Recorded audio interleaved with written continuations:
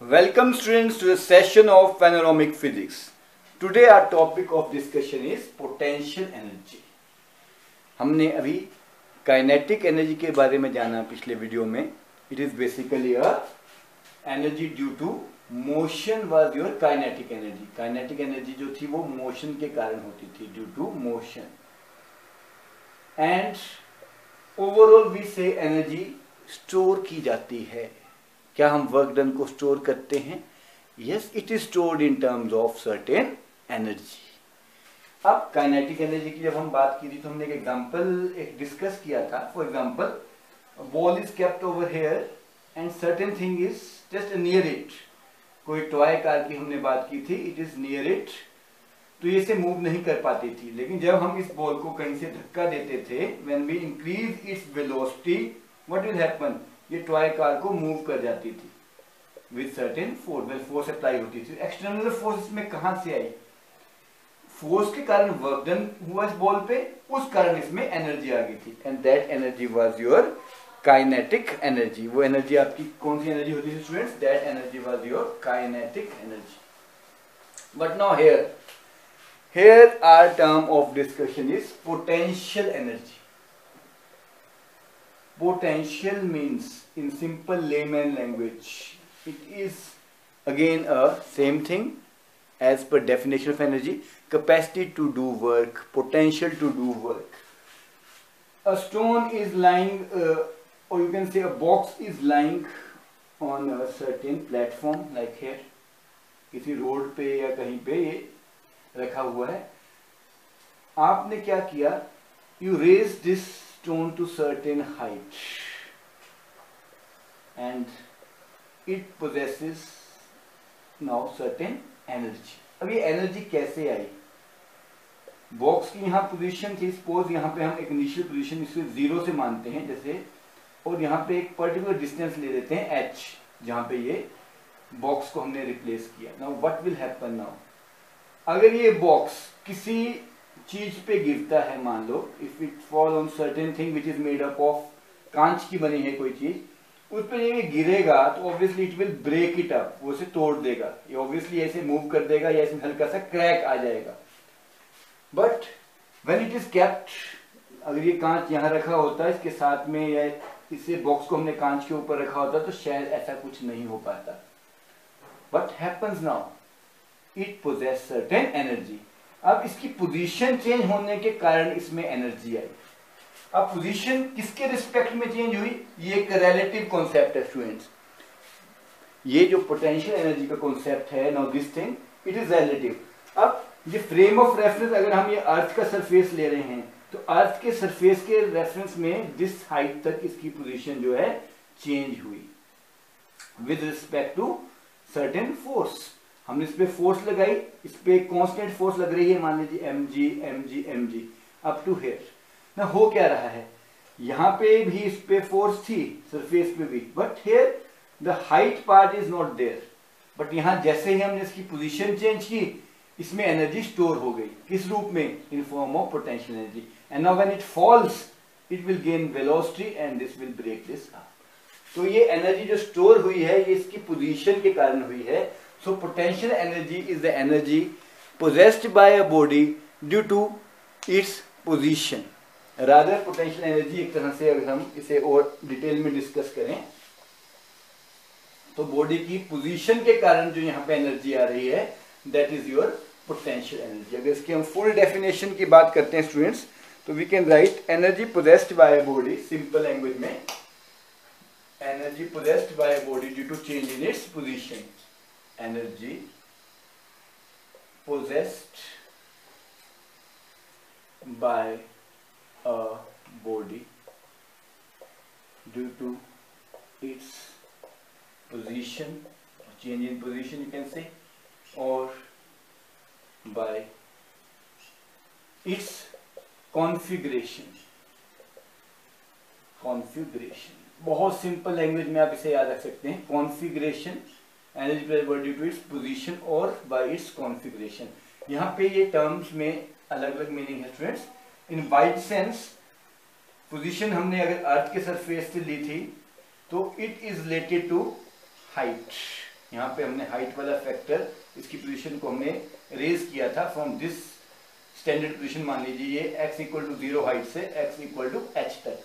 तो जहाँ पे मैक्सिमम पोटेंशियल कितना आ जाएगा, अगर हम फोर्स इनटू डिस्टेंस की बात करते हैं वर्क डन में, तो force here is constant, that is mg, and here the distance is your h, so this entire thing comes to be mgh. as we are increasing its, अब हो क्या रहा है, फोर्स असली में कैसे लगी, फोर्स का तो वर्क का फार्मूला हमारे पास क्या है, F into S cos theta.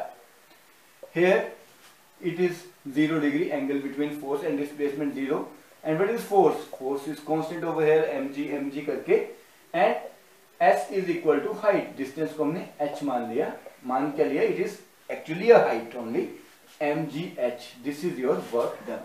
अब now work done यहाँ पे कैसे हो रहा है बॉडी के द्वारा, it is moving up, यानी gaining energy, यहाँ एनर्जी गेन हो रही है। For example if I am standing and teaching you, so I have maximum potential energy right now. अगर इस फॉर्मूले के हिसाब से देखा जाए तो now I have maximum potential energy, that is mgh, because my height. If I sit on a chair, obviously my height will be now half और समथिंग, या किसी भी फैक्टर से रिड्यूस हो जाएगी, तो एनर्जी विल बी रिड्यूस्ड। अगर body वापस आ रही है, suppose now after this position, if the body comes back, उसकी एनर्जी लॉस हो रही है, यानी पोटेंशियल एनर्जी कम होती जाएगी, काइनेटिक बढ़ती जाएगी। तो और अगर body is lying on the ground, h factor is 0, so therefore here the mgh part will be 0 due to height factor, mg into 0 will be 0।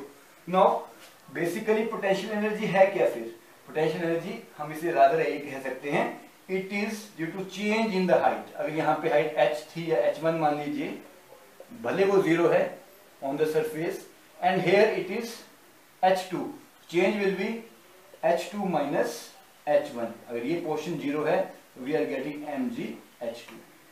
Simply से हम कह सकते हैं due to potential energy is basically a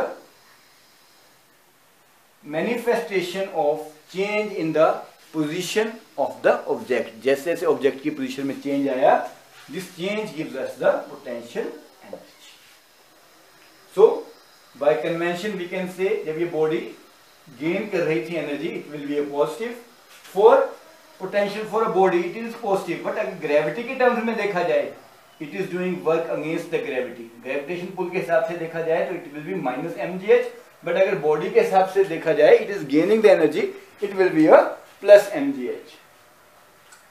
so this type of energy जो हमने gravity से related की, which is due to the force of gravity on the masses, जो हमने उसमें डील करते हुए पढ़ी, this is your gravitational potential energy. It is related to earth surface gravitational potential energy, and this concept is relative concept student, relative concept है।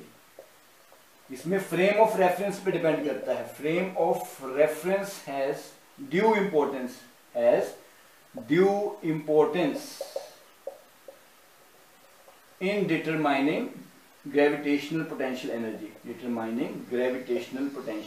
Energy, ठीक है। इसे आप लिख सकते हैं ग्रेविटेशनल पोटेंशियल एनर्जी। इसमें सबसे इंपॉर्टेंट रोल है आपका पोजीशन का, कि आपकी पोजीशन कैसे, और रिलेटिव कॉन्सेप्ट है ये। फॉर एग्जांपल अगर आपका फ्रेम ऑफ रेफरेंस अर्थ का सरफेस ना होकर, सपोज हम अर्थ के सरफेस की किसी बहुत ऊंची बिल्डिंग की बात करें और यहां से हम किसी और टावर की हाइट निकालना चाहे, तो frame of reference will be this now. तो this is the type of relative concept. Second thing, this type of energy, entire potential energy, that is for always for conservative forces. Conservative forces अगर आपको याद हो, conservative forces does not depend upon path. ये path independent होती थी, does not depend upon path. अब देख लीजिए, अब अगर हम ग्रेविटेशनल पोटेंशियल एनर्जी की बात करते हैं, फॉर एग्जांपल अगर हमने इस बक्से को इस हाइट तक ले जाना है, up to here, this is height h।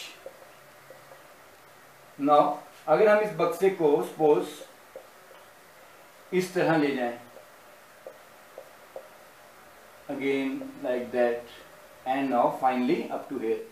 तो this is the path followed, ये हमने जो बनाया ये है पाथ फॉलोड, हम ऐसे करके बता रहे हैं आपको, this is the path followed, but it does not depend upon path followed, तो यहाँ भी हाइट h ही रहेगी और यहाँ भी हाइट h ही थी, तो it doesn't depend, so it is basically conservative forces के लिए ही पोटेंशियल एनर्जी में हम वर्क करते हैं, it is not for a non conservative forces में हम पाथ की डिपेंडेंस शो करते हैं, तो वहां ये concept is not working. Now let's move to another part. यहां तो पोजीशन की बात थी. Now what is configuration.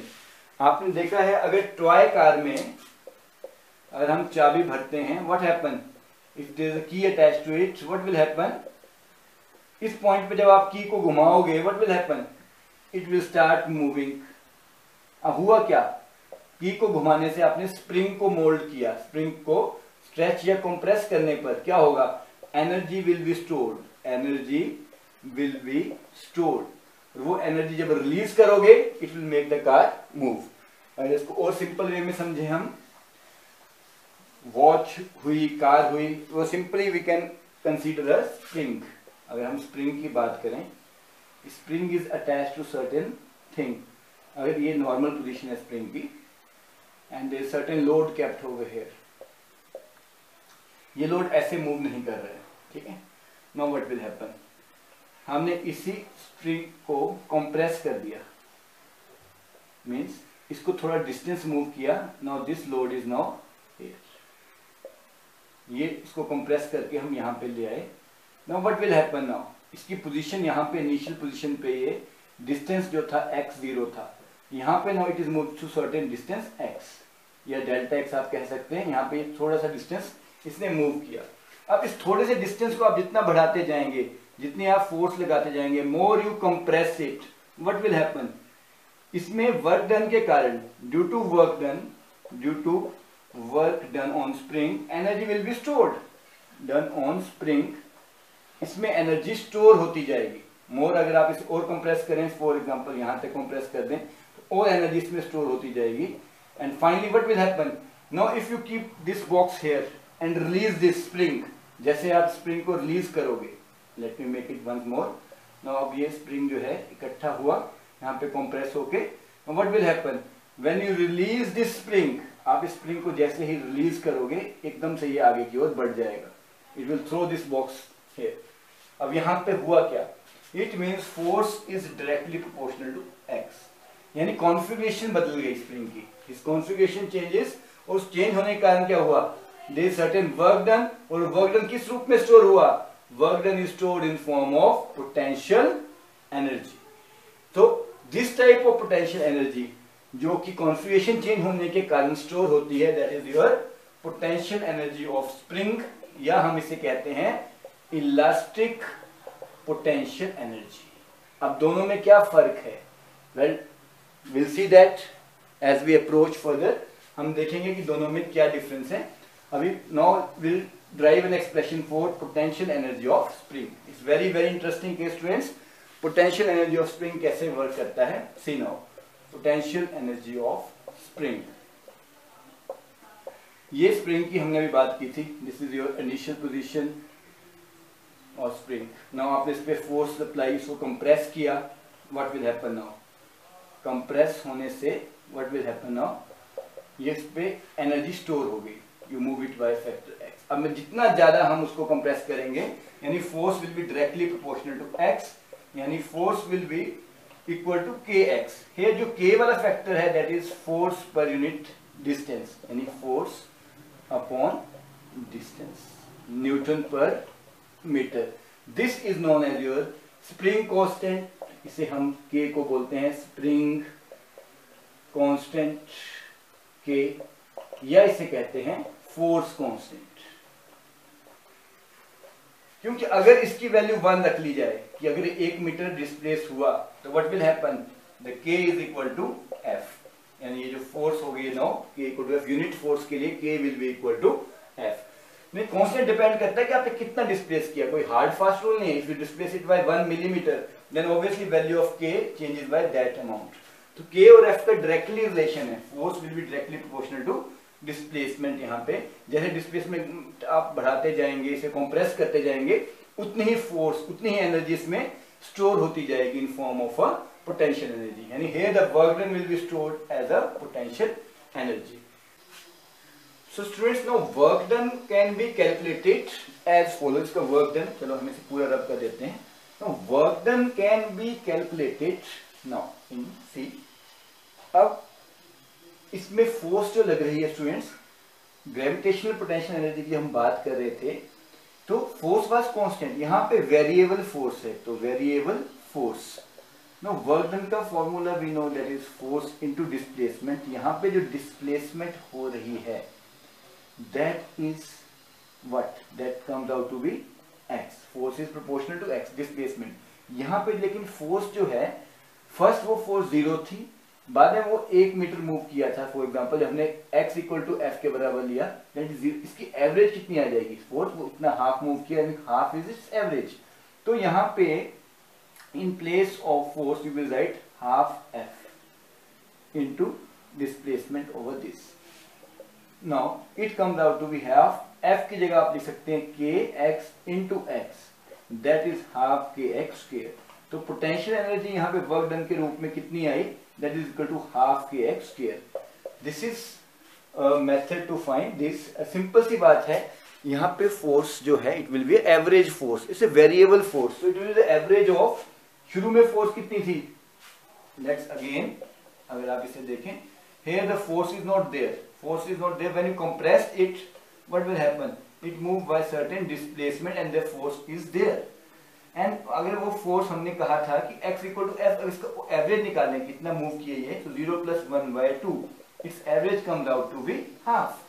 So now here it is half f into x, in place of f we write kx, and now it comes out to be half kx square. But there is certain difference in opinions of various authors. We can say that if we consider कि work done छोटा सा हुआ है, there is a small displacement over there, then we'll do integration of this entire thing, 0 से x तक इसकी integration अगर हम करें तो obviously kx dx it comes out to be, now k is a constant, 0 to x, x dx, ये आएगा x square upon 2, that is अगर हम लिमिट भर दें 0 से x, that is again x square upon 2 into k।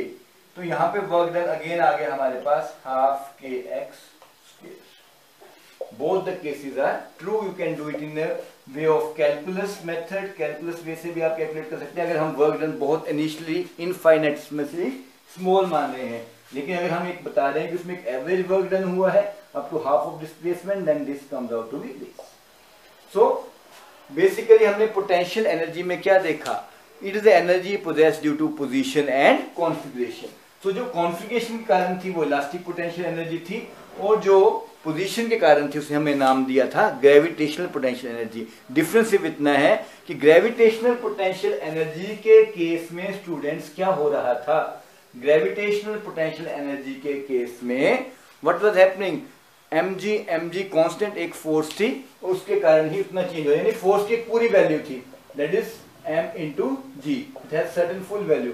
यहाँ पे force की वेरिएबल वैल्यू है, दैट इज हाफ, तो here the force is variable। and most important thing you have to remember, potential energy concept is for your conservative forces, that is path independent forces, वो सिर्फ initial और final positions पे depend करती है, that's why its name is potential energy। So I hope this will make the concept of potential energy clear to you people. Revise it thoroughly and precisely.